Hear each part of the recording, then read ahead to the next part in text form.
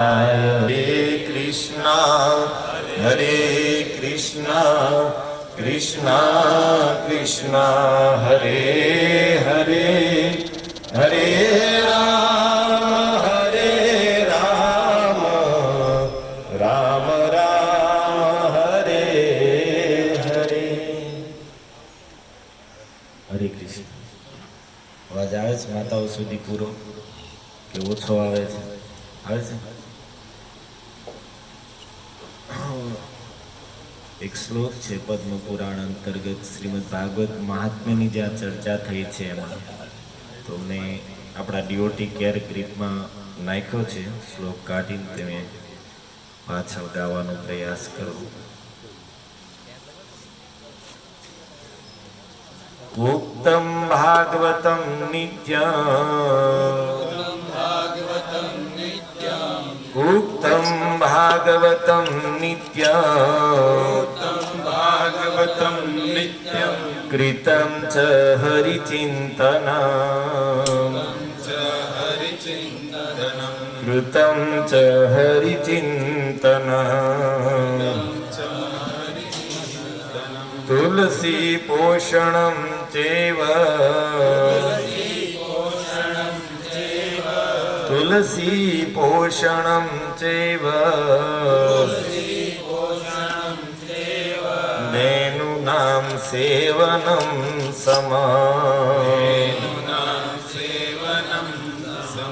धेनूनां सेवनं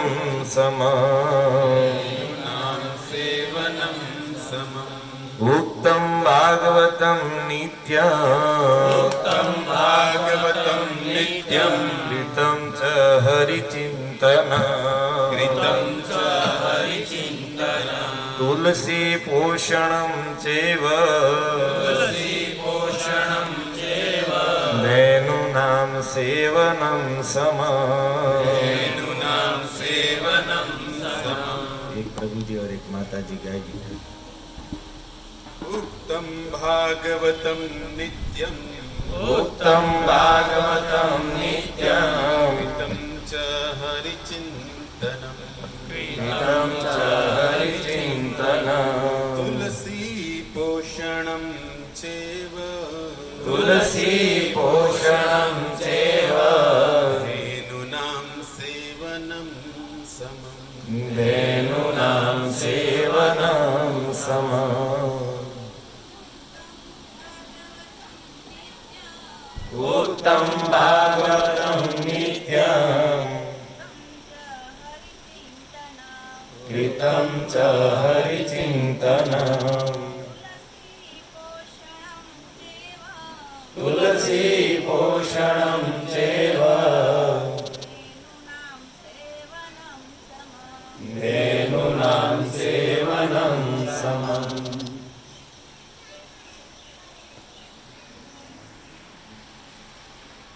बहुत બધા આપણે ગુજરાતી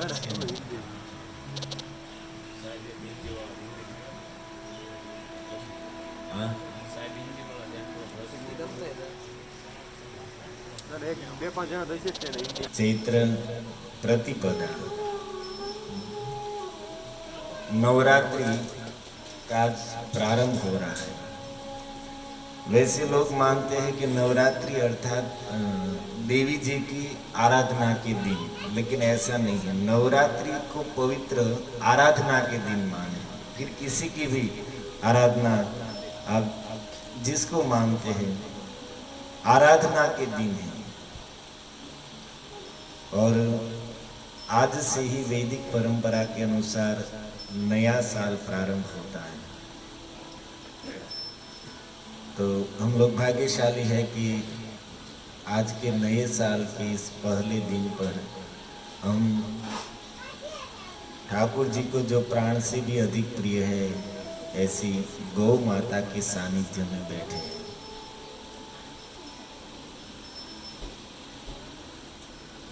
कई वस्तुएं ऐसी है शास्त्रों में वर्णन है कि जिसके सानिध्य में जिसके निकट रहकर कुछ भी सत्कर्म किया जाए तो वह सत्कर्म अनेक गुना फल देने वाला बन जाता है। उसमें एक है तुलसी महारानी।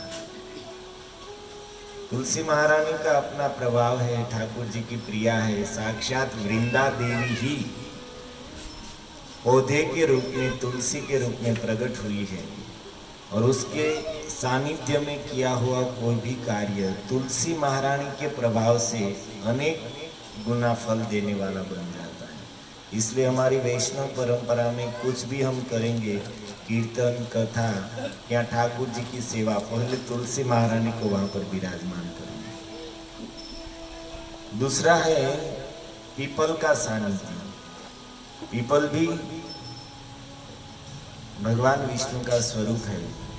ब्रह्मा, विष्णु, महेश तीनों ही अपने अपने अंश से वृक्ष के रूप में प्रकट हुए, जिसमें ब्रह्मा जी नीम के रूप में, शिव जी वट वृक्ष के रूप में और भगवान विष्णु पीपल के रूप में प्रकट हुए।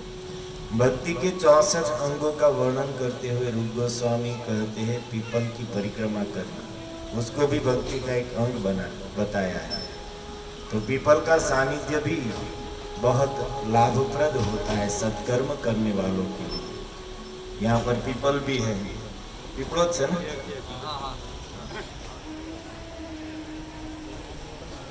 और गंगा, यमुना जैसी पावन नदियों के तट पर भी कोई भी कर्म करेंगे तो वह भी अनेक गुना फल देने वाला कार्य बन जाता है। इसलिए आप देखिए कि भगवान राम ने अश्वमेध यज्ञ किए तो सरयू के तट पर किए। भरत महाराज, दुष्यंत पुत्र भरत ने 100 अश्वमेध यज्ञ किए, उसमें से 55 यज्ञ यमुना जी के तट पर किए और कुछ 45 जैसे यज्ञ गंगा जी के तट पर।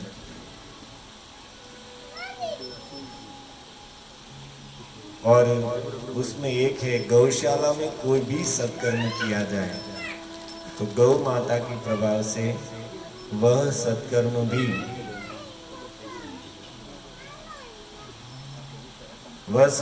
भी अनेक गुना फल देने वाला बन जाता है। गाय माता स्वयं एक सात्विक जीव है।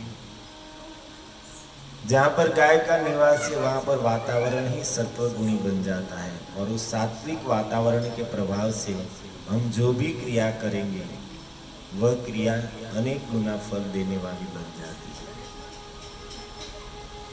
हमें एक प्रसंग याद आ रहा है। गदाधर भट्ट जी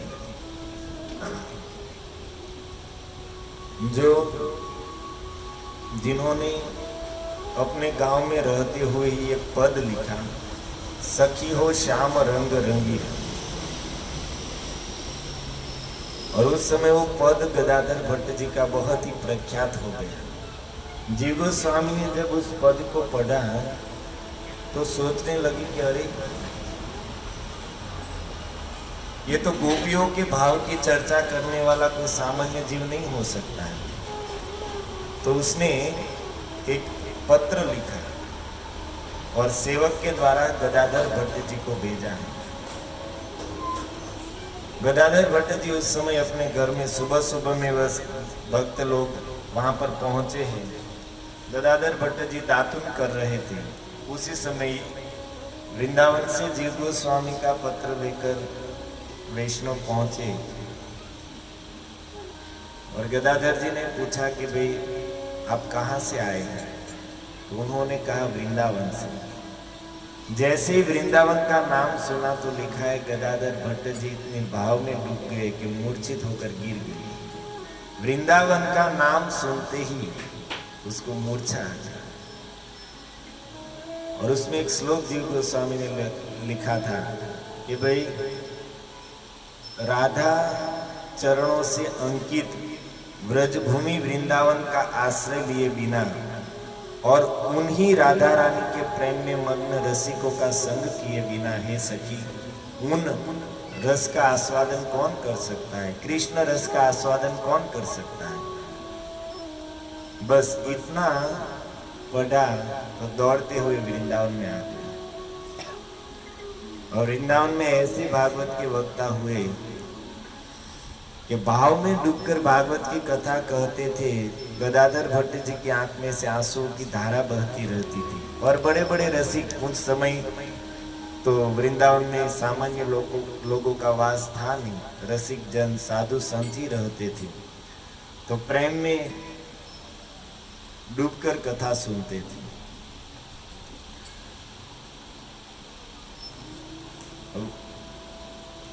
सब लोग, गदाधर भट्ट जी स्वयं, उसकी आंखों में आंसू बहते रहते थे।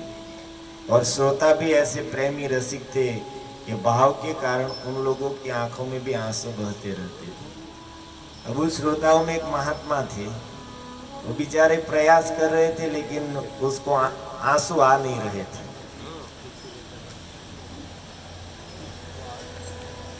दादा यार सही कुर्सी पर बैसो, वहां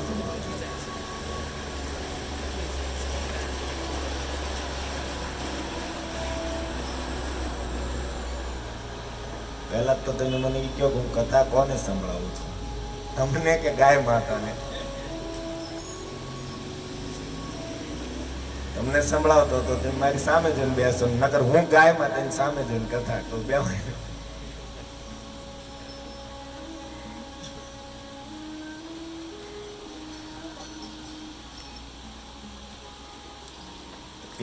આપણે हम चर्चा करे थे, एक महात्मा थे बेचारे की आंख में आंसू नहीं आ रहे। अब सब श्रोता लोग आंख में आंसू के साथ कथा सुन रहे और वो प्रयास कर रहे लेकिन आंख में आंसू नहीं आ रहे।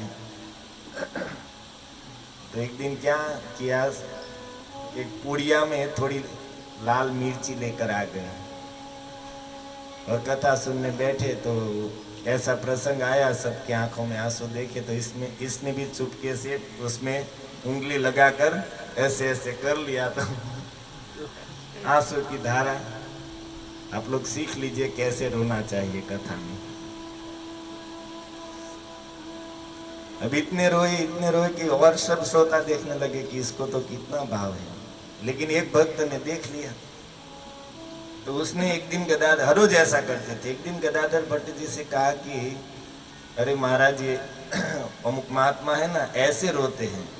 तो गदाधर भट्ट जी सुनते ही उसके पास गए और उसको भुजाओं में भर लिया और कहते धन्य है आप, भले ही आपको कृष्ण कथा में रोना नहीं आता है लेकिन आपके अंदर ऐसा भाव तो है कि मुझे कृष्ण कथा में रोना है, ये भी बहुत बड़े सौभाग्य की बात है।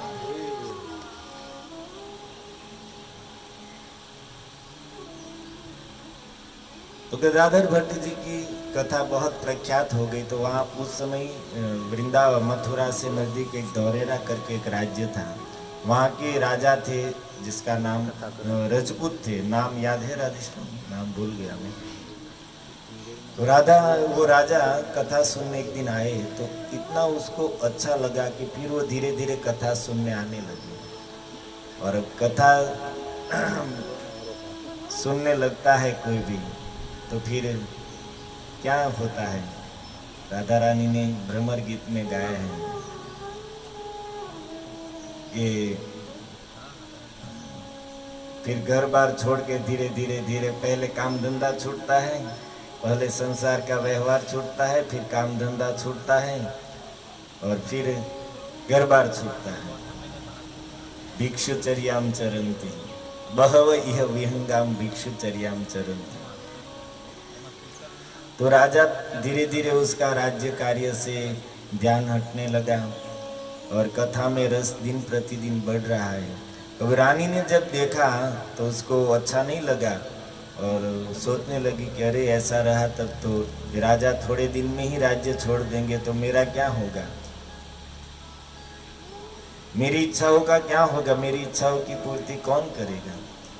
तो उसने एक प्लान किया कि एक मांगने वाली स्त्री को उसने 20 सोना मोहर दी और सारा प्लानिंग कर दिया। मन में सोचा कि ये गदाधर भट्ट जी ने इसको बिगाड़ा है, अगर कैसे भी गदाधर जी के प्रति मेरे पति को अश्रद्धा हो जाए तो ये कथा सुनना बंद करेंगे। स्वाभाविक है कि वक्ता के प्रति श्रद्धा नहीं रही तो फिर वो जो बोलेंगे उसमें उसका प्रभाव श्रोताओं के ऊपर नहीं पड़ता है।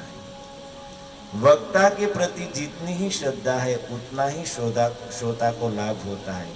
इसलिए भागवत महात्म्य में लिखा है कि श्रोताओं को वक्ता को शुभदेव स्वरूप मानकर कथा सुननी चाहिए, तभी वह पूरा लाभ उठा पाएगा। तो इसने मन में सोचा कि कैसे भी करके गदाधर भट्ट जी को बदनाम कर दिया जाए तो मेरा पति कथा सुनने नहीं जाएगा। तो उसने उस स्त्री को भी सोना मोहरे दी और सब समझा दिया। कथा में आकर वह स्त्री बैठ गई और गदाधर भट्ट जी कथा कह रहे थे, भावमग्न होकर कथा कह रहे थे। तो चालू कथा में बीच में ही वह स्त्री खड़ी हो गई। अरे महाराज, ये सब तो ठीक है, आप बहुत अच्छी बात कर रहे हैं, लेकिन मेरे पेट में जो आपका बीज पल रहा है उसका जन्म का समय आ गया है, उसका भी कुछ कीजिए। ऐसे ही कथा करते रहेंगे तो बच्चों का क्या होगा। गदाधर भट्ट जी कहते कि अरे देवी, तुम चिंता मत करो, कथा पूरी हो जाने दो, हम उसकी भी व्यवस्था कर देंगे। सीधा स्वीकार कर लिया। तो वहां पर जो श्रोता बैठे थे, जो अधकचरे भक्त थे, वो तो सब कहने लगे, कह रहे देखो भाई, हाथी के दिखाने के अलग होते हैं और खाने के कुछ अलग होते हैं। बात तो कितनी बड़ी बड़ी कर रहे हैं और कार्य कितने। लेकिन जो उत्कृष्ट श्रोता बैठे थे वो सोचने लगे कि अरे भाई, भगवान के भक्तों की लीला वो ही जाने, हम जैसे साधारण मनुष्य नहीं समझ सकते हैं। जो भी है ठाकुर जी देखे, हमको इससे कुछ लेना देना नहीं है, हमको तो कथा सुनना है। कथा समाप्त हुई, सब लोग चले गए। अब उस श्रोताओं में एक महात्मा थे, राधिका वल्लभ दास, बड़े हट्टे कट्टे खाए पिए हुए तगड़े। उस स्त्री को पकड़ कर ले गए थोड़ी दूर, पूरा वन ही था उस समय, और वहां पर जाकर इतना क्रोध में भरकर, तूने किसके कहने पर ऐसा किया, सच सच बता, नहीं तो देख रहे भूमि खोद कर यहीं पर गाड़ दूंगा, तेरी लाश भी नहीं मिलेगी। इतना बौखला कर 2-4 थप्पड़ भी जड़ दिए। तो सोना मोहर निकाल कर बोलने लगी कि भाई ऐसा ऐसा है, सब स्वीकार कर लिया। जो राजा वो थे वो भी वहां पर थे, उसको बुलाकर कहा कि तेरी पत्नी ने किया हुआ है। वो राजा राजपूत था, तलवार निकाल ली, दुष्टा को छोड़ूंगा नहीं। एक साधु के ऊपर, एक साधु को कलंकित करने का उसने प्रयास किया। गदाधर भट्ट जी शांत कर रहे हैं कि राजा तू शांत हो जा, स्त्री का स्वभाव है, गलती हो गई। नहीं, ऐसी गलती हुई कैसे, तेरे कारण। गदाधर भट्ट जी कहते हैं कि तेरे कारण उसने गलती की। क्यों? गृहस्थों के लिए नियम है कि कथा सुनने अकेले नहीं जाना चाहिए, पत्नी के साथ कथा सुननी चाहिए। तो अकेला आता था तब ये मुसीबत आई ना, पत्नी को लेकर आता तो ये मुसीबत आती। लेकिन फिर भी वो राजा का क्रोध शांत नहीं, वो तलवार रखने के लिए तैयार नहीं। वो बोले नहीं, मैं उसे छोड़ूंगा नहीं, आज तो उसकी गर्दन अलग करके ही रहूंगा। उसकी हिम्मत कैसे हुई कि एक महात्मा को ऐसे बदनाम करने का प्रयास किया। बहुत समझाने पर भी जब राजा नहीं समझा, तब गदाधर भट्ट जी कहते कि राजा सच है, रजोगुणी और तमोगुणी प्रकृति के जीवों के ऊपर सत्संग का भी कुछ प्रभाव नहीं होता है। ध्यान से सुनिए, बात छोटी है लेकिन हमारे लिए बहुत काम की बात है। सत्संग की महिमा शास्त्रों में कैसी कैसी गाई है। क्षण भर का सत्संग भी स्वर्ग से अधिक सुख देने वाला है, लेकिन बहुत सत्संग करने पर भी लोग अपना जीवन परिवर्तित नहीं कर पाते। कारण गदाधर भट्ट जी बता रहे हैं कि रजोगुणी और तमोगुणी प्रकृति के जीवों के ऊपर सत्संग का भी प्रभाव नहीं होता है। होता है लेकिन जैसा होना चाहिए ऐसा नहीं। जो निर्मल सात्विक प्रकृति के, सात्विक अंतःकरण के जीव है, उसको सत्संग का यथार्थ लाभ मिलता है, वो सत्संग का पूरा फायदा उठा सकते हैं।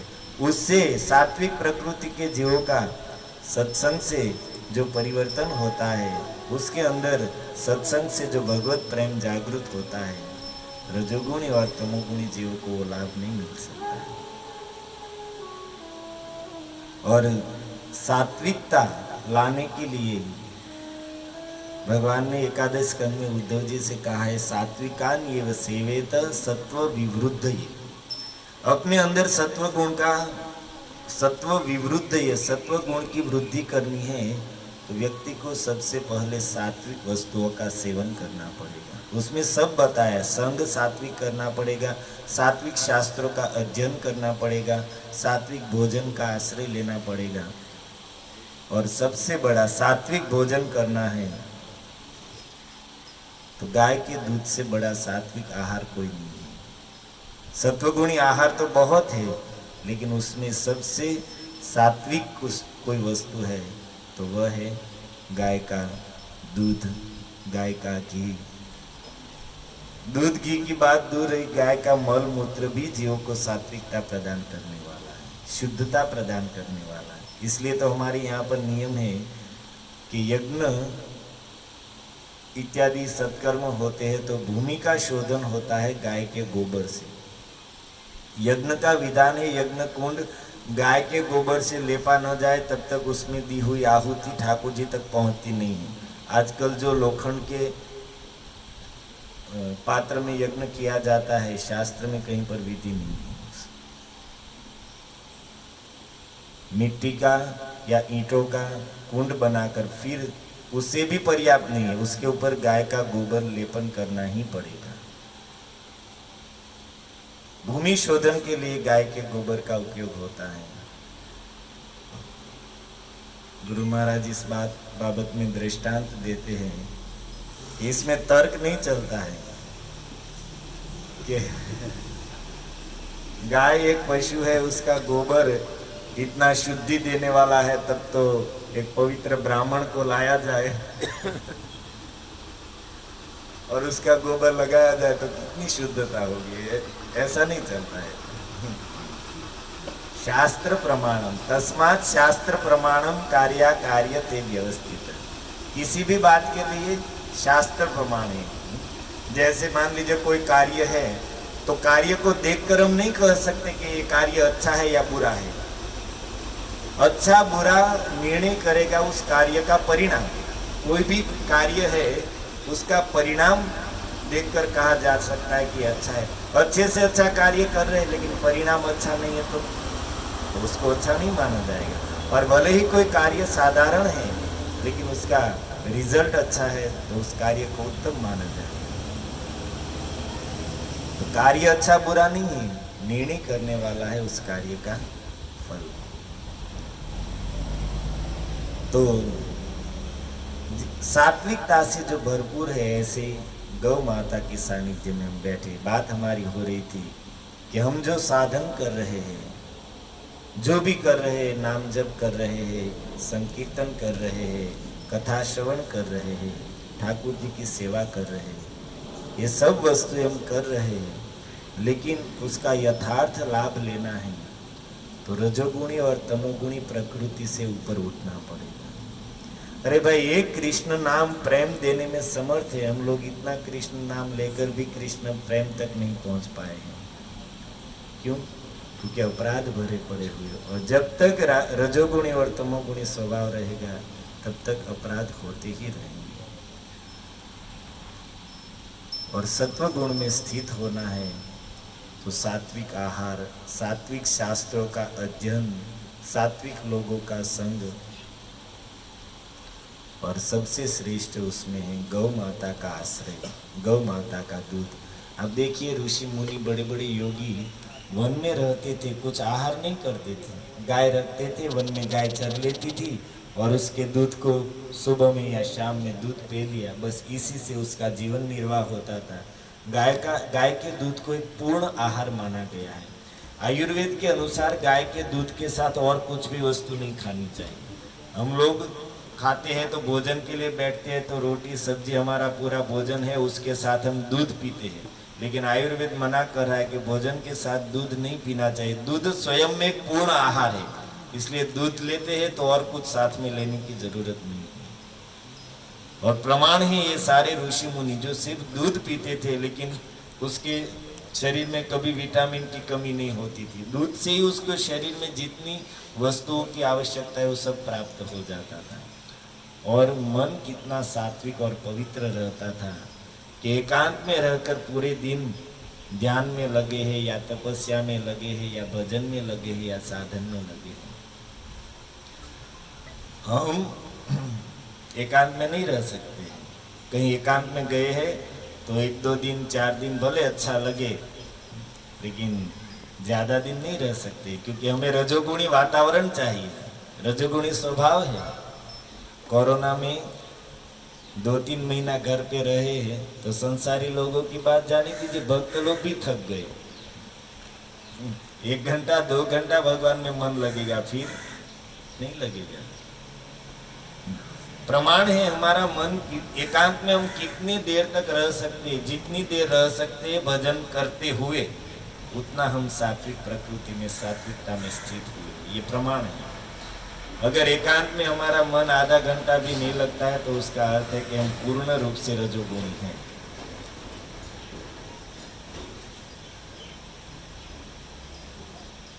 गाय के श्वास से जो श्वास प्रश्वास चलता है उससे भी सात्विकता प्रकट होती है। उसके शरीर से जो परमाणु निकलते हैं, जैसे एक पापी व्यक्ति है तो उसके शरीर से जो परमाणु निकलते हैं वो पाप के परमाणु ही निकलते हैं।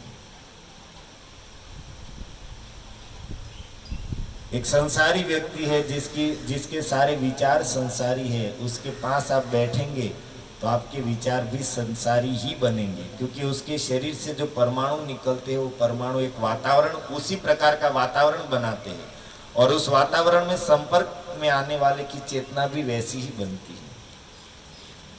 हम कभी कभी ऐसा होता है कि संतों के संग में बैठते हैं तो संतों के उसके भजन का प्रभाव होता है, उसके शरीर में से निकलने वाली सात्विक ऊर्जा का प्रभाव होता है कि थोड़ी देर तक हम लोगों के विचार क्या हो जाते हैं, अरे ये संसार में सब मिथ्या है, कुछ साथ में आने वाला नहीं है, भगवान का भजन ही सत्य है। ऐसे विचार स्वाभाविक से संसारी लोगों में उठते हैं।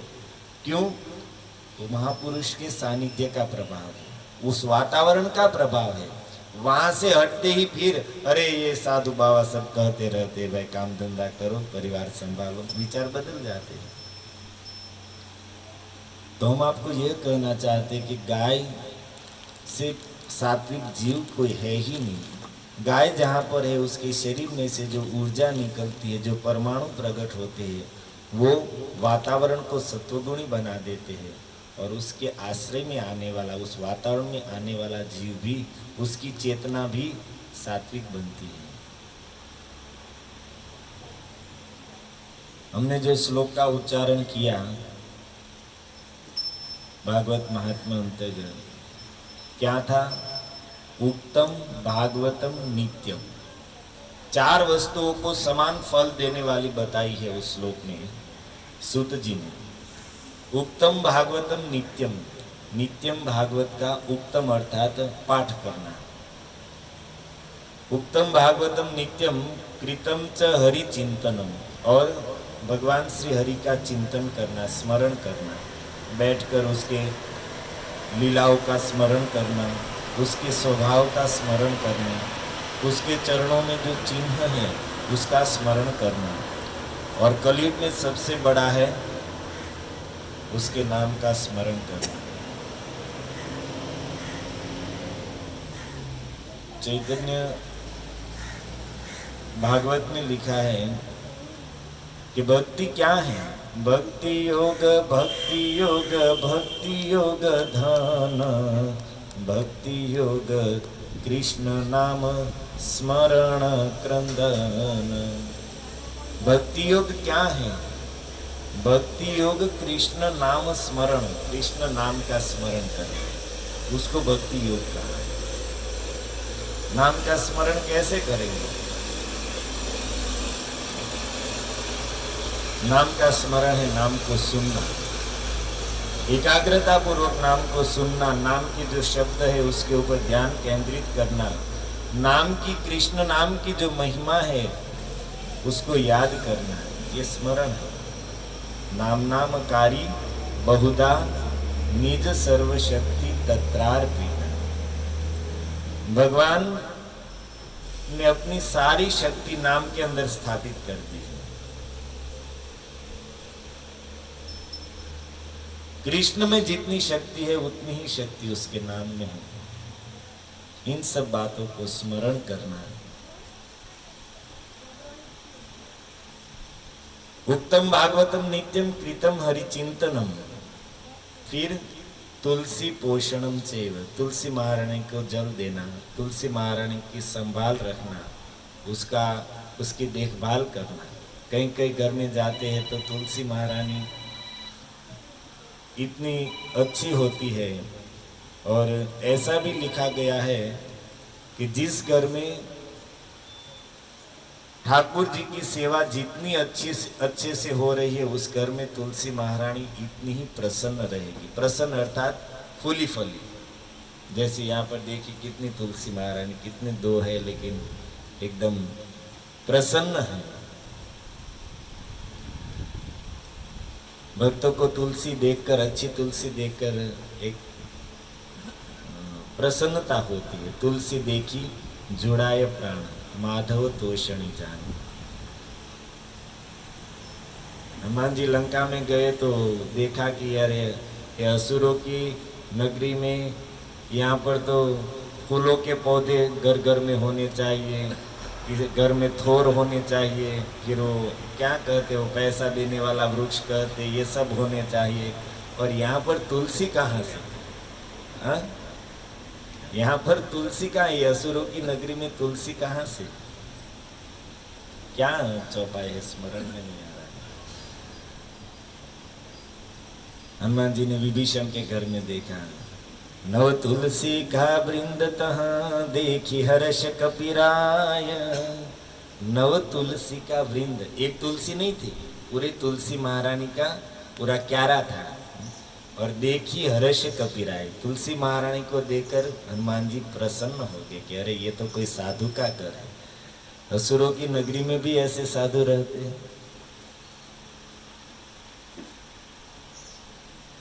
तुलसी पोषणम चैव, और अंतिम शब्द क्या है? धेनुनाम सेवनम समम, और गाय की सेवा। ये चारों समान रूप से फल देने वाली वस्तु है। क्या? नित्य भागवत का पाठ करना, भगवान हरि का स्मरण करना, तुलसी सेवा, तुलसी की सेवा करना, और धेनु नाम सेवनम, तुलसी पोषणम, तुलसी महारानी का सिंचन करना, और गाय की सेवा। ये चार वस्तुएं समान रूप से फल देने वाली। और हम लोगों के लिए तो क्या कहा जाए, हमारे ठाकुर जी की बहुत बहुत लीला है, लेकिन उसमें सबसे प्रधान लीला है गोचारण लीला। भगवान कितने साल के थे तब गाय चराने जाने लगे थे, आपको मालूम है? 3 साल के थे तब से गोचारण के लिए जा रहे थे, और 5 साल के हुए तब तक तो कहने लगे कि अरे मैया अब मैं गाय चराने जाऊंगा, ये बछड़े बच्चिया को चराने नहीं जाऊंगा। क्यों लाला? अरे मैं बड़ा इतना हो गया, अब मुझे शर्म आती है कि मैं छोटी छोटी बछड़ियों को चराने जा रहा हूँ, अब तो मैं गायों को चराने जाऊंगा। अब रोज जिद करते थे। एक दिन नंद बाबा ने कहा ठीक है लाला, मैं शांडिल्य जी से, पुरोहित जी से पूछ लेता हूँ, वो जो मुहूर्त दिखाएंगे उसी दिन से तू गोचारण के लिए जाना, तब तक तू बछड़ी या बच्चे को चरा। ठीक है। और शांडिल्य जी ने मुहूर्त निकाला गोपाष्टमी के दिन, अच्छा दिन है, उस दिन से ही कृष्ण को ततश्च पौगंडवयः श्रिते व्रजो गाश्चारयन्तो पशुपाल सम्मतो। पौगंडवय, छठे वर्ष में 5 वर्ष पूरे होते ही गोपाल बन गए। अब तक ठाकुर जी वत्सपाल थे, लेकिन अब गोपाल बन गए गायों को चराने। तो बहुत बहुत कथाएं हैं गौ माता का महिमा के बारे में। एक छोटा सा प्रसंग सुना दूं, शायद महाभारत का प्रसंग है कि नूश महाराज का राज्य था, और उस समय कुछ मछुआरे मछलियां पकड़ रहे थे सरोवर में, तो जाल बिछाई थी तो एक दिन जाल में बहुत बड़ी मछली फंस गई उसकी जाल में, और जाल बाहर निकाली तो वजन पर से उसे लग रहा था कि आज तो बहुत बड़ी मछली आ गई है पकड़ में। बाहर निकाली तो क्या देखा, उसमें एक ऋषि फंसे हुए थे, च्यवन ऋषि, जो पानी के अंदर बैठकर तपस्या कर रहे थे, और वो इस मछुआरों की जाल में फंस गए। अब देखते एक ऋषि को देखकर ये सब लोग डर गए बेचारे, और चरणों में गिरकर माफी मांगने लगे कि महाराज क्षमा कीजिए, हमें मालूम नहीं था, हमसे गलती हो गई, भूल हो गई। तो च्यवन ऋषि कहते हैं कि नहीं नहीं, आप लोग मेहनत कर रहे हैं, इसी से आपका परिवार चल रहा है। आज प्रारब्धवश कर्म अनुसार आपके मेहनत के फल स्वरूप आपकी जाल में मैं आपको प्राप्त हुआ हूँ, तो आप मुझे बेचकर अपने परिवार को चलाइए। શું આ રામકૃષ્ણ કરે છે હે?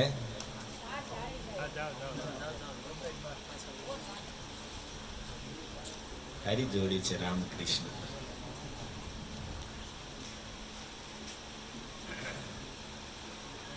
હરી નથી ને કે રામકૃષ્ણ હરી થઈ જાય, સવારમાં ભક્તો સપો કીર્તન કરાવતા.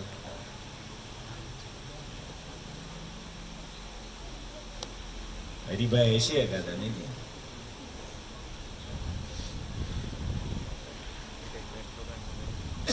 ભાજી બનાવી હરિભાઈ છે ને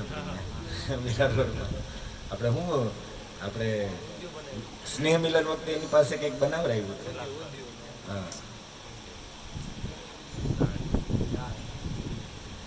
तो च्यवन ऋषि कहते हैं इन सबको कि आप मुझे बेचकर अपने परिवार का भरण पोषण कीजिए, आपके मेहनत के फल स्वरूप में प्राप्त हुआ वो। वे सब लोग डर गए कि भाई एक ऋषि को हम कहाँ बेचने जाए।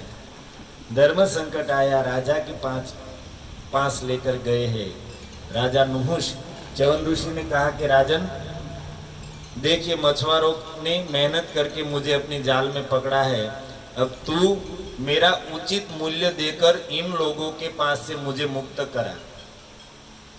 तो नुहुष महाराज ने कहा ठीक है। अपने सेवकों को कहा कि इन ऋषि के बदले में इन मछुआरों को 100 सोना मोहर दे दो। ऋषि ने कहा कि देख राजा, तूने मेरा उचित मूल्य नहीं लगाया है।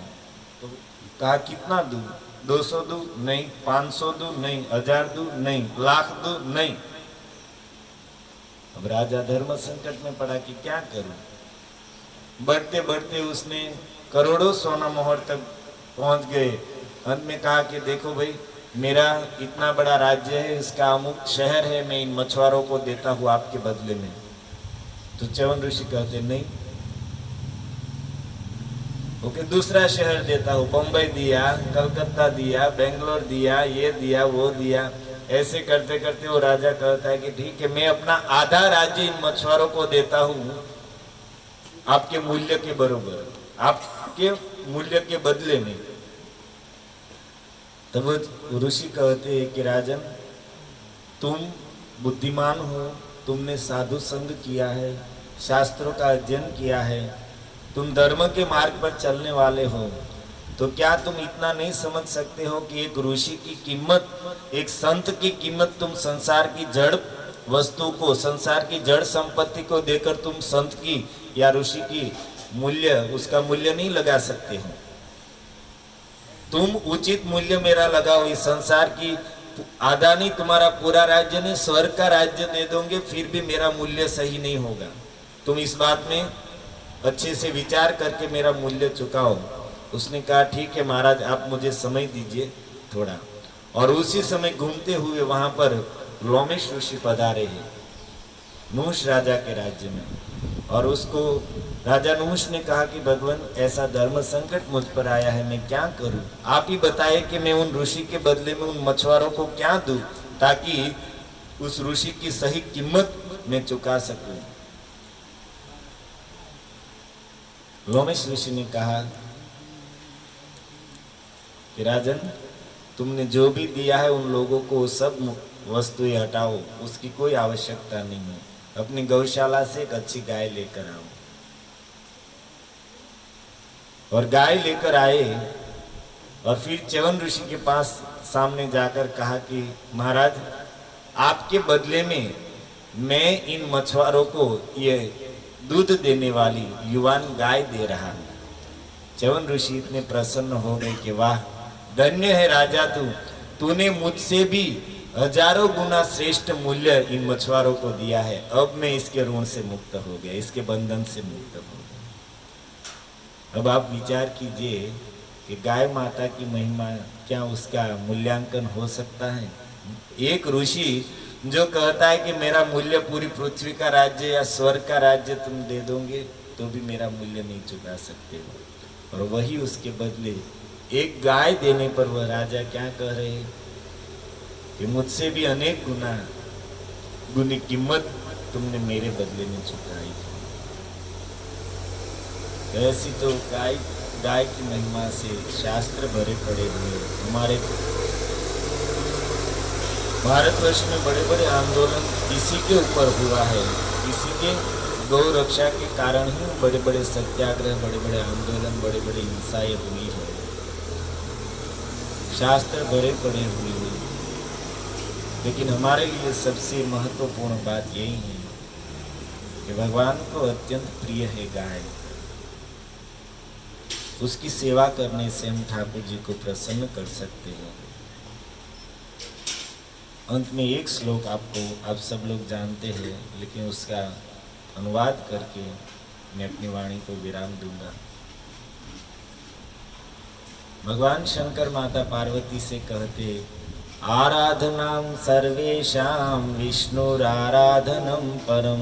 जितनी भी आराधनाएं हैं उसमें सबसे परम आराधना किसकी है? बहुत बहुत आराधनाएं शास्त्रों ने बताई है, देवी देवताओं की, इसकी उसकी वो, लेकिन उन सब आराधनाओं में, पूजाओं में, सेवाओं में सबसे श्रेष्ठ आराधना किसकी है? आराधनानाम सर्वेशाम विष्णुर आराधनम परम। भगवान विष्णु की आराधना सबसे श्रेष्ठ है। उससे श्रेष्ठ तो क्या? हाँ, तस्मात् परतरम देवी तदीयानां समर्चनम। तस्मात् परतरम देवी तदीयानां समर्चनम। उससे भी पर है, भगवान विष्णु से भी श्रेष्ठ है तदीया नाम, उसके जो है उसकी आराधना, उसकी सेवा, उसकी पूजा। भगवान के जो है उसकी आराधना। तो भगवान के कौन है? भगवान के उसके भक्त है। भगवान के कौन है? भगवान की उसकी प्रिय गाय है। तदीय में गाय भी आती है, वैष्णव भी आते हैं, तुलसी महारानी भी आती है। ठाकुर जी को जो प्रिय है वो सब तदीय में आता है। भगवान से भी श्रेष्ठ है तदीय, उसके भक्तों की सेवा, गौ माता की सेवा। भगवान शंकर के उस श्लोक के अनुसार हम गौ माता की सेवा करके भगवान को प्रसन्न कर सकते हैं, और सेवा भी अनेक प्रकार से होती है। अब हमारे क्या गया जनार्दन प्रभु, भक्तों ने बोलवानु છે હે?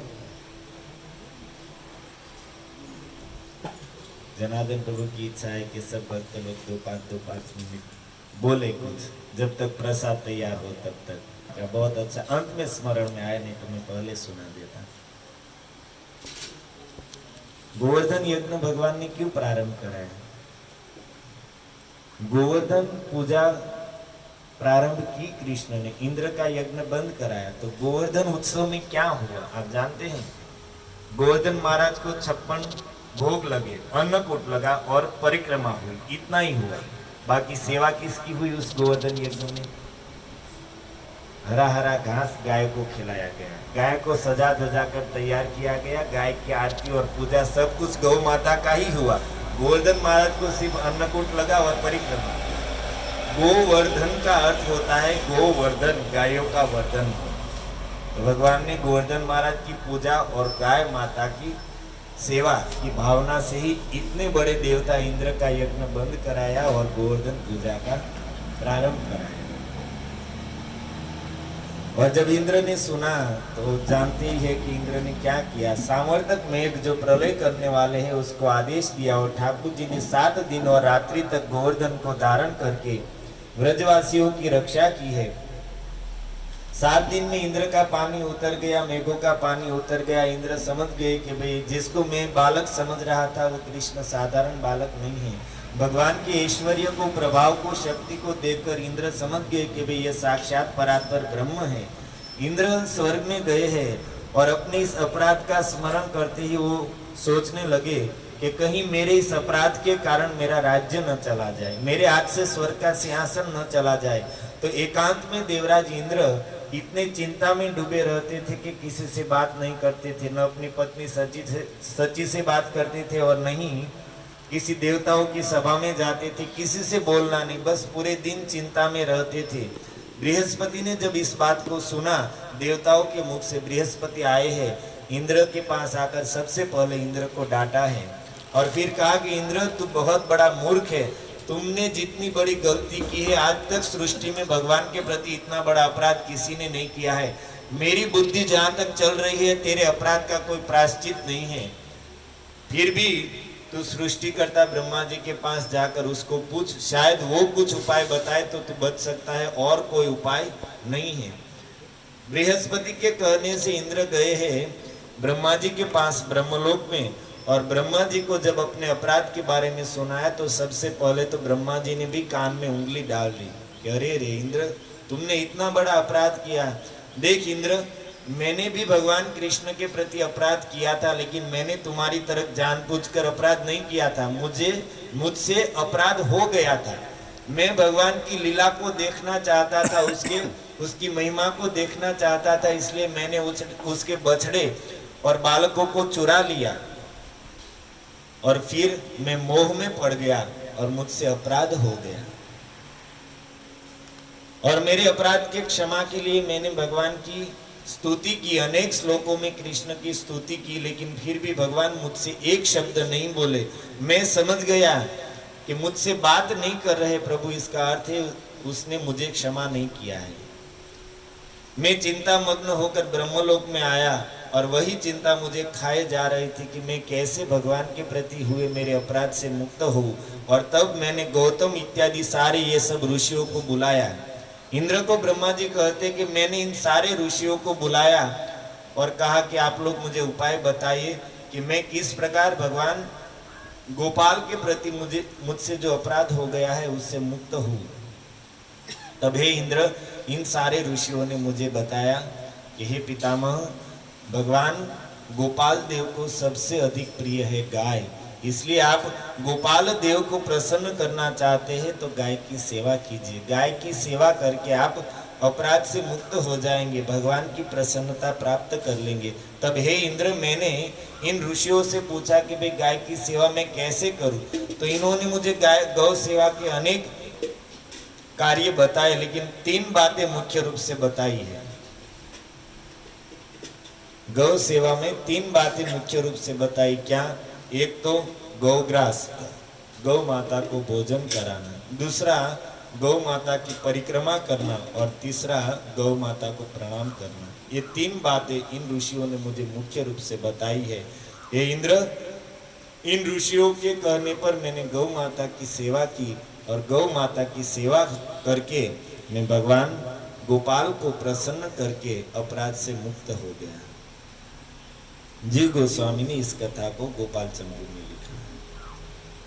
इसलिए हे इंद्र, तुम भी अपने अपराध से मुक्त होना चाहते हो तो तुम भी गौ माता का आश्रय लो, सुरभि माता के पास जाओ, अगर वे कृपा करेगी तो तुम अपराध मुक्त हो जाओगे। ब्रह्मा जी के कहने पर देवराज इंद्र गए हैं सुरभि लोक माता सुरभि के पास जाकर उसके चरणों में गिरकर उसकी स्तुति करके प्रसन्न करके अपना अपराध सुनाया है। सुरभि माता ने दया करके कहा कि इंद्र चलो मैं तुम्हारे साथ चलती हूँ। इंद्र कहते हैं कि नहीं नहीं माता, मैं वहाँ पर नहीं आऊँगा, क्योंकि मेरा अपराध इतना बड़ा है कि ठाकुर जी ने क्रोधपूर्ण दृष्टि से मेरे सामने देखा तो मेरी तो भस्म भी नहीं मिलेगी। जो उग्र दृष्टि से देखते हैं तो सृष्टि का प्रलय हो जाता है, तो मेरा तो क्या होगा, मैं नहीं आऊँगा वहाँ पर। सूर्य माता ने कहा इंद्र डरो मत, चलो मेरे साथ, मेरे पीछे रहना, आगे मैं रहूँगी। तो सूर्य माता उस समय देवराज इंद्र को लेकर आई है ब्रजभूमि में। और उस समय भगवान कृष्ण एकांत में बैठे हैं गोवर्धन की शिला पर। गोवर्धन को नीचे रखकर भगवान जब नंद भवन में गए हैं, सब ब्रजवासी अपने अपने घर चले गए। वहां पर पहुंचते ही ठाकुर जी को स्मरण में आया कि अरे मेरे गोवर्धन के ऊपर तो इंद्र ने इतने इतने वज्र के प्रहार किए हैं, कहीं उसको चोट तो नहीं लगी होगी। तो इस बात का स्मरण आते ही भगवान कृष्ण फिर से गोवर्धन की तलेटी में आए हैं, देखने के लिए कहीं गोवर्धन को चोट तो नहीं लगी है ना। और वहां पर आकर एक शिला पर बैठकर गोवर्धन का निरीक्षण कर रहे थे। उसी समय सुरभि माता आकाश से उतरी है, देवराज इंद्र उसके साथ है। दूर से भगवान को एकांत में बैठे हुए देखकर सुरभि माता इंद्र से कहती कि इंद्र बहुत अच्छा अवसर है, जाओ मैं यहाँ पर खड़ी हूँ, तुम वहाँ पर जाकर स्तुति करके भगवान को प्रसन्न कर दो। और फिर इंद्र वहाँ पर आए, 11 श्लोक में भगवान की स्तुति की है और भगवान प्रसन्न हो गए सुरभि माता को देखकर। तो हम आपको यह कहना चाहते हैं कि आप विचार कीजिए कि जो इस जगत के ईश्वर है, इस सृष्टि के ईश्वर है, लोकपाल है, ब्रह्मा जी, इंद्र, ये सब भी भगवान की प्रसन्नता के लिए अपने किए हुए अपराध से मुक्त होने के लिए गौ माता का आश्रय ले रहे हैं। तो फिर हम लोगों के लिए क्या करना? ब्रह्मा जी और इंद्र भी भगवान को प्रसन्न करने के लिए गौ माता की सेवा कर रहे हैं। ऐसी अद्भुत गौ माता की महिमा है। तो हमें प्रयास करना चाहिए यथाशक्ति सेवा कर सके। और सबसे बड़ी सेवा तो यही है आज के समय में कि हम गाय का दूध, गाय का घी, गौ गव्य का सेवन करें। अपनी नित्य की उपयोगी वस्तुओं में जितना हो सके हम गौ माता की वस्तुओं का प्रयोग करके हम गौ माता की सेवा कर सकते हैं। हरे कृष्णा कृष्णा कृष्णा हरे हरे, हरे राम राम। श्री गौ माता की जय। जगत गुरु शिल प्रभुपाद की जय। निताय गौर प्रेमानंदे। जनार्दन प्रभु क्या आएंगे? आओ आप आगे।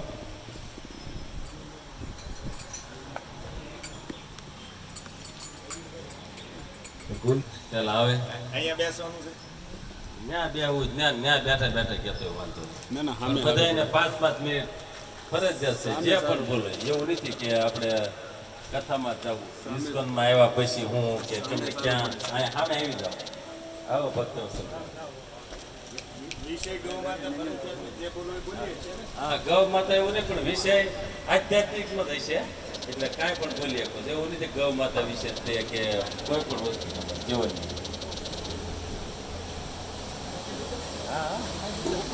સારો દેખાય ને બધા.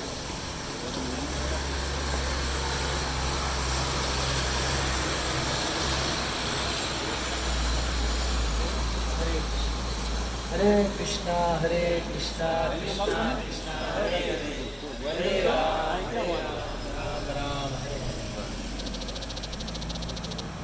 ખૂબ ખૂબ ધન્યવાદ રામચંદ્ર પ્રભુનો આપણે કથા સાંભળી ગૌ માતા વિશે. અને બીજો આપણો પરમ સૌભાગ્ય છે કે આપણે ભક્તોની સંગમાં અને ગાયોના આશ્રિત આપણે બેઠા છીએ. તો વાસ્તવમાં હકીકતમાં તો આ જ છે. કદાચ આપણે અહીંયા ન હોત તો આપણે બીજા કાર્યમાં કંઈક હોત. એટલે ભક્તોના વધારે ભક્તોના સંગમાં રહીશું તો આપણને આ ફળ મળશે. બીજું કે આપણે ભક્તિ ઘણા ટાઈમથી બધા આપણે કરીએ છીએ, પણ બધાને ઓછી વધતી ભક્તિ બધા કરે છે. પણ ભક્તોના સંગમાં આપણે ભક્તિ કરીએ એ આપણને ફળ આપે છે.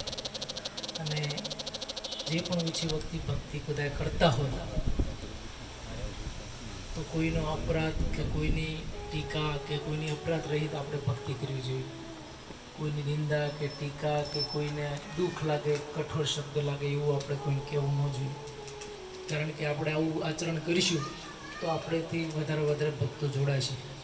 કારણ કે આપણેથી શ્રેય લેશે કે ના, આ લોકો બધાને પ્રેમથી બધાને સમજાવે છે, બધાને યારે પ્રેમ ભાવના રાખે છે.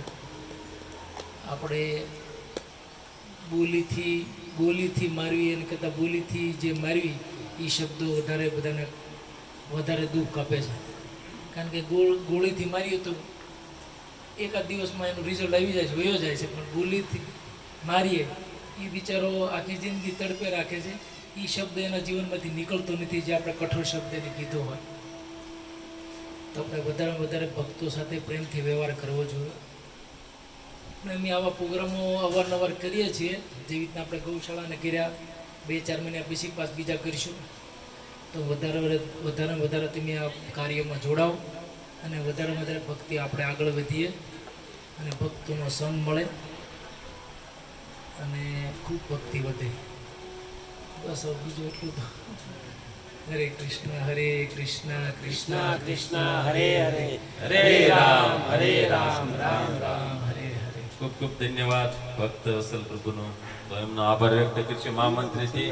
હરે કૃષ્ણ કૃષ્ણ કૃષ્ણ હરે હરે, હરે રામ રામ રામ હરે હરે. હવે હું નિવેદન કરું છું બાળ રૂપ ગૌરાંગ પ્રભુનું, કે એ પણ આવીને 5 મિનિટ બોલે. અને એના પછી ચિત્ર ગોવિંદ પ્રભુ તૈયાર રહે, એટલે એક પછી એક નામ આપતો હતો, એટલે આગળ એને ખબર પડે કે હવે મારે ચક્ષુરુન્મિલિतं येन तस्मै શ્રી ગુરુવે નમઃ. હરે કૃષ્ણ. ગાય વિશે એકવાર કમલલોચન પ્રભુના મુખેથી મેં સાંભળ્યું હતું આપણા મંદિરમાં, કે જે ભક્ત એકલા કૃષ્ણને જ ખાલી ભક્તિ કરે છે અને ગાયની નથી ભક્તિ કરતા, તો એ પૂર્ણ ભક્તિ નથી ગણાતી. અને એકલી લોકો જે એકલી ગાયની જે ભક્તિ કરે છે, ગાયની જે સેવા કરે છે અને એ કૃષ્ણની નથી કરતા હોય, તો એ પૂર્ણ નથી ગણાતી. એટલે સાથે સાથે ગાયની બી ભક્તિ કરો, કૃષ્ણની ભક્તિ કરો, તો જ તે આ બધું પૂર્ણ ગણાશે. તો આ રીતનું મેં એને મંદિરમાં આ રીતનું આ સાંભળેલું છે. તો હવે આપણે બધાએ કૃષ્ણની તો ભક્તિ કરી, પણ ગાયની બી હારોહાર સેવા ભક્તિ કરવી બહુ જરૂરી છે. હરે કૃષ્ણ. હરી બોલ. આવો ચિત્ર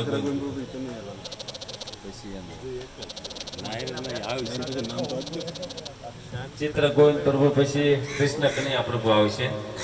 અને એમના પછી હું નિવેદન કરું છું કે અમારે નીતિ નિપુણ પ્રભુ આવશે. હરે કૃષ્ણ.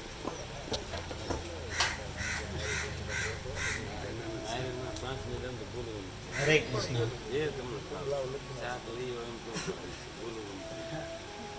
કેટલી 5 મિનિટ બોલવાનું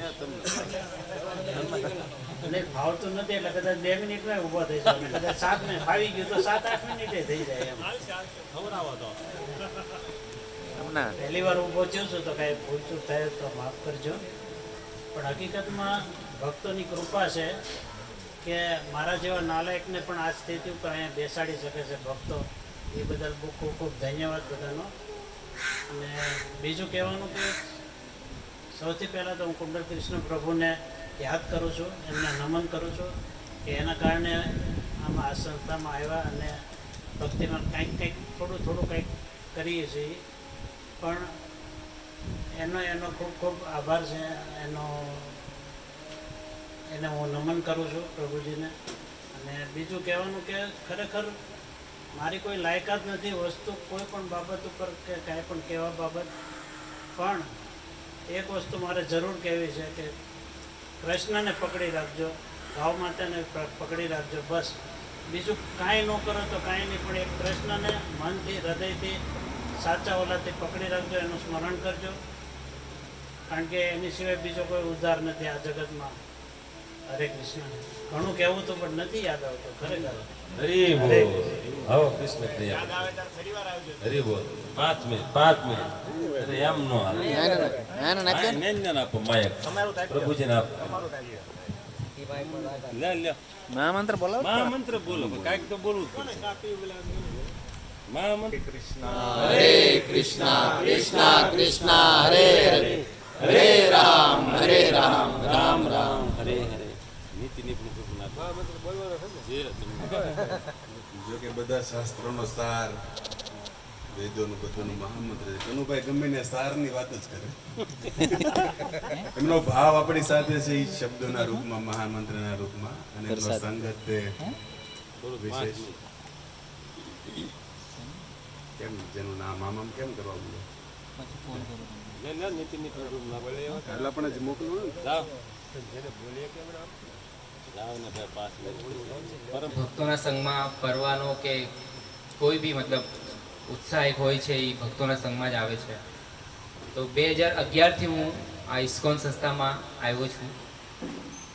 તો મારું જીવન એવું હતું પહેલાં કે એક રાક્ષસ કેવો તો એ ચાલે મને. એટલે બધા જે 4 નિયમ પ્રભુપાદ જે કીધા છે ને, 4 નિયમનો હું તોડતો હતો પહેલાં. એટલે હું મનુષ્ય કહેવાને પણ લાયક નહોતો. પણ જે આ પ્રભુપાદજીની સંસ્થામાં આવ્યા પછી જે મને ખબર પડી કે મનુષ્ય કેવી રીતે બનાય અને ભક્ત કેવી રીતે બનાય અને ભક્તો શું છે, ભગવાન શું છે, ભગવાનનું ધામ કેવું છે, એ બધું અહીંયા ઇસ્કોનમાં આવીને પછી જ ખબર પડી. અને એમાં પણ પહેલાં હું દહીસરમાં હિઝ ગ્રેસ લાલ ગોવિંદ પ્રભુની કથા ચાલુ હતી 2011માં. ત્યારે હું છેલ્લા 2 દિવસ ગયો હતો. તો પછી મને એટલો રસ આવ્યો કે હું પછી મને પ્રભુજીના હાથથી બધાને માળા પણ આપતા હતા. તો માળા લીધી હતી મેં અને માળા કરવા લાગ્યો હતો. અને પછી શુક્રવારનો પ્રોગ્રામ થતો હતો તો સત્સંગ દર શુક્રવારે, તો ત્યાં પણ જવા લાગ્યો હતો અને ત્યાં સેવા કરવા માંડ્યો હતો. તો પછી હું રેગ્યુલર થઈ ગયો હતો. અને પછી જે સેવા કરવાથી અને જે માળા કરવાથી મને આનંદ આવતો હતો તો એ પછી હું રેગ્યુલર કરવા માંડ્યો અને સીધો ઓફિસથી કામેથી સીધો હું સત્સંગમાં જ પહોંચી જતો. તો પછી એવી રીતે જ પછી 2015માં મને દીક્ષા અપાવી. મતલબ આપણે ગુરુ મહારાજ દ્વારા મને દીક્ષા મળી. અમે પૂરા પરિવાર સાથે દીક્ષા લીધી. મારા મમ્મી પપ્પા, મારા ભાઈ ભાભી અને હું અને મારી વાઈફ 6 જણા એક સાથે અમે દીક્ષા લીધી જૂ મંદિરમાં. અને પછી લાલ ગોવિંદ પ્રભુ તો અહીંયાથી વયા ગયા. પછી આપણા ભક્તો, આપણે બધા ભક્તોનો સંગ મળ્યો તો બહુ સારું લાગે છે. આપણા ભક્તોના સંગમાં એવું લાગે છે કે આપણે બધા સાથે જ, અમે તમારા સાથે જ હું આવું તો મને બહુ ગમે છે. નગર સંકીર્તનમાં કે સત્સંગમાં કે યાત્રામાં ગમે ત્યાં પણ આપણે પહેલાં ત્યાં વાડા જતા ગમે ના, તો એ મારો અનુભવ છે અને બહુ આનંદ આવે છે. તો એવું મને લાગે છે કે તમારા સાથે જ રહું એમ. હરે કૃષ્ણ. શ્રી મુકેશભાઈ સાકર સરિયા, શ્રી દોલારામજી ચૌધરી, શ્રી સુરેશજી જૈન, શ્રી તારારામજી ચૌધરી. તો આ બધા જે કમિટી છે એનો ખૂબ ખૂબ ધન્યવાદ. અમને આજે ગૌશાળાનો આશ્રય આપીને અમારા જીવનને સાર્થક કર્યું. તો આ બધા ભક્તોનો એકવાર હૃદયથી મહામંત્રથી આભાર વ્યક્ત કરીશું.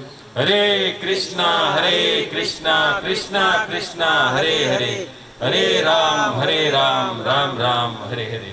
હવે હું અરવિંદભાઈને નિવેદન કરું છું 5 મિનિટ બોલે. એનું કારણ છે કાલે સાંજે અમે બી મેરાડ ઉતર્યા ટ્રેનમાંથી. તો મેં કીધું હાલો પ્રભુજી અમારે થોડુંક લેવું છે કંઈક પ્લાસ્ટિકનું ને એવું બધું. તો એ મને કે થોડુંક ગાય હાટું ટમેટા ને ગાજર લેતા દઈએ. તે લારીવાળાને એને પૂછ્યું કે ટમેટા છે? તો કે હા. તો કે નાના છે પણ એ કે કેવા છે? તો કે એ જોવા તો નહીં મળે, તમને પછી મળશે. એમ નહીં કે માણા ખાય એવા મારે બગડેલા નથી જોતા. હવે એને ફ્રેશ ટમેટા જે આપણે શાક કરવા જે ઘરે લઈ દે એ ટમેટાની ક્વોલિટી એને લીધી. એ કે તમે હાયરો મોળું નથી ખાતા, ગાયું મોળું ખવડાવું. એટલે એનો ભાવ બહુ ઊંચો છે, એ હૃદય ઊંચું છે. તો એવા ભાવથી જે ગાયોની સેવા કરે ને તો ઠાકોરજી રીઝાઈ જાય. કારણ કે આપણે જે ગમે ત્યારે ગમે બર્થડે કે એવું કરવી તો હોટલમાં જઈએ તો ત્યાં આપણે કાંઈ તાણ રાખતા નથી. કારણ કે બધાને આમંત્રણ આપીને ખર્ચો ખૂબ કરીએ. પણ ખરેખર એ ખર્ચો આવી ગૌશાળામાં ભક્તોની વચ્ચે ગૌશાળામાં જે ગાયોની સેવા થઈ જાય એ સાર્થક છે જીવનમાં. કારણ કે આપણે ભક્તિ કરીને ભગવાન પાસે જ આવી છીએ. 2 વસ્તુ જરૂરી છે. ભક્તિ કરવી એટલે ભગવાન પાસે જવું પડે, પણ ગૌશાળાની સેવા થઈ જાય ઠાકોરજી અહીંયા આવશે સીધા.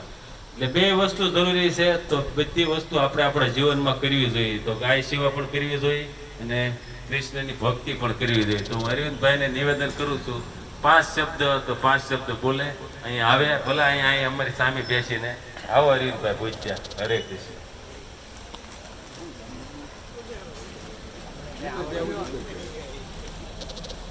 હરે કૃષ્ણ કૃષ્ણ કૃષ્ણ હરે હરે રામ રામ રામ હરે.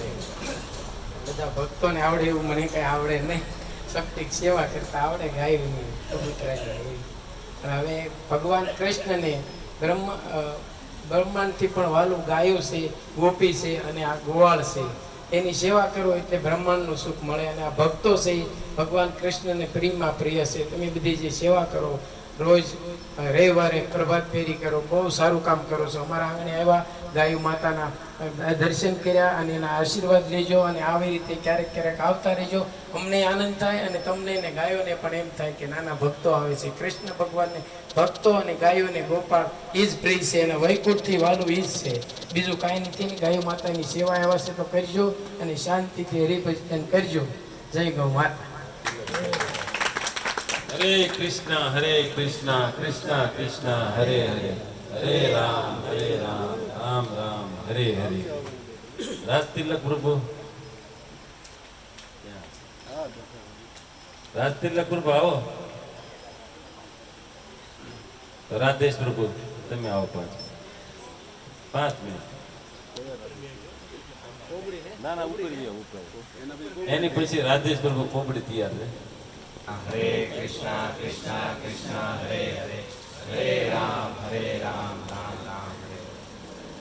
બીજું તો કાંઈ નથી, પણ આપણે ગૌશાળામાં સવી તો હું એક ગ્રંથ છે ભાવના સાર સંગ્રહ, એમાં ભગવાન જ્યારે ગૌચારણ કરવા જાય એની પહેલાં નંદગાંવમાં શું દશા છે, કેવી રીતનો શૃંગાર કરે છે એમાં વર્ણન છે. તો એ થોડુંક મેં વાંચ્યું હતું, એ કહું થોડુંક કે જ્યારે ભગવાન બપોરે જાગીને જમીન પછી સૂઈ જાય ત્યારે બપોરે જાગીને પછી જ્યારે ગૌચારણનો ટાઈમ થાય ત્યારે બધા મધુમંગલ ને ચિત્રક ને પત્રક ને બધા નંદગાંવના આંગણમાં પ્રાંગણમાં આવી જાય. એ લાલા ચલો જાના નહીં, તો એમ કહેતા કહેતા જય બોલાવતા બોલાવતા આવતા એટલે ભગવાન જાગે ને પછી એનો શૃંગાર થાય છે. તો એ શૃંગારમાં ભગવાન 2 પુષ્પ કાન ઉપર ચડાવે, પછી માળા, નુપુર ને બાજુબંધ ને માળા 3, એક તો એક રાધા રાણીને એક નામ લખેલું, એમાં ભગવાન કૃષ્ણ સિવાય બીજું કાંઈ એલા કૃષ્ણ ભગવાનને રાધા રાણીનું નામ બતાવે, બીજા કોઈને આપણે જોવું તો આપણને ન બતાવે એવી માળા એ.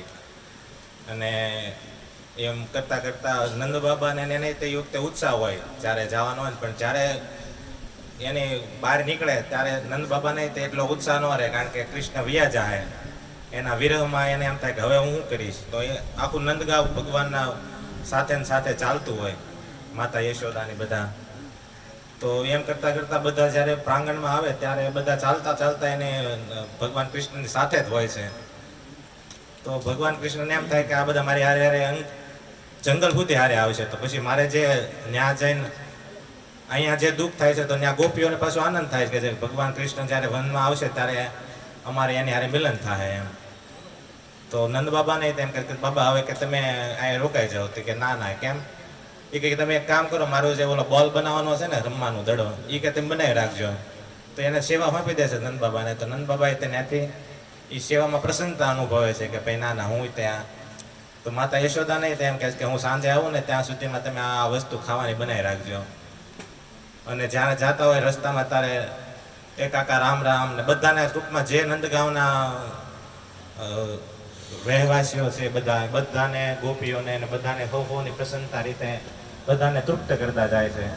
ગોપીઓને એની રીતના આંચુથી કે જેવી રીતના લટકાથી કે જેવી રીતના, અને વૃદ્ધ ગોપી હોય તો એની રીતે, અને કાકા હોય તો કાકાને રામ રામ કરતા જાય છે. અને એક પથ્થર ઉપર જ્યાં ઊભા રહી જાય છે ત્યાં ગૌશાળાનું વર્ણન છે. અનંતકોટ ગૌશાળા છે નંદ બાબાની. તો એમાં તે પથ્થર ઉપર જ્યારે ઊભા રહી જાય ત્યારે બધી ગાયો ઊભી થઈને હંપાધની કરવા મળે છે ભગવાન કૃષ્ણને જોઈને. અને એ જ તે ગાયો માટે ભગવાન જ્યાં સુધી ભગવાનની નજર ન જાય ત્યાં સુધી ગાયો કોઈ દૂધે તે નહોતી આપતી. ભગવાનના દર્શન કરીને પછી જ તે બધી દૂધ. તો એવી ગાયોને આપણે સંગમાં સેવી છે. ભગવાનને તે પ્રિય છે અને ગાયને તે ભગવાન પ્રિય છે. એ ગાયનું દૂધ પીવાથી તે આપણું મન કૃષ્ણમાં લાગશે. અને જેટલું સત્વ ગુણીમાં ગૌવૃત્તિનું પાલન કરીશું એટલી ગાયો તે બચશે. કારણ કે ગાયોને આપણે જોતા જઈએ છીએ દિવસે દિવસે દિવસે ઓછી થતી જાય છે. એનું કારણ જ આપણે છે બધા, કે આપણે જ્યાં સુધી ગાયનું દૂધ નથી પીતા, ગાયના પ્રોડક્ટ સાબુ કે શેમ્પુ બધું મળે છે અત્યારે, પણ એ બધું જેટલું યુઝ કરતા જાય છે એટલું ગાયોનો સદ્ધર થશે, ગૌશાળાઓ સદ્ધર જશે.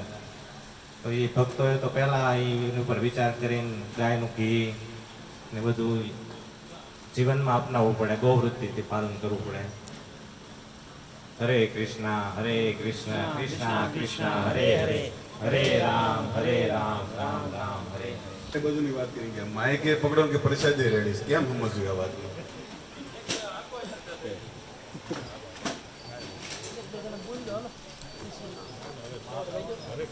માતાઓમાં જો આમાં તો બે વાત છે. અમુક ભક્તોને આને જતો ને અમુક કહેવાય ક્યાં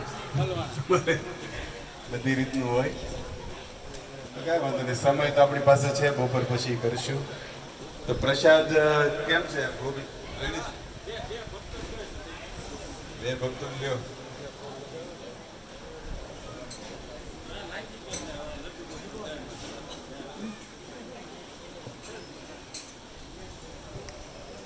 કઈ નહીં, બપોર પછી રાખીએ.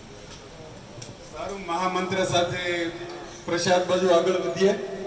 હરે કૃષ્ણ કૃષ્ણ કૃષ્ણ હરે હરે, હરે રામ રામ રામ હરે હરે. શ્રી શ્રી રાધા ગિરધારી જગન્નાથ બલદેવ સુભદ્રા કલિ પાવન અવતાર નિતાય ઘર સુંદર કી જય, શ્રી ગૌ માતા કી જય, શ્રી બ્રજભૂમિ વૃંદાવન ધામ કી જય. જય જય શ્રી રામ.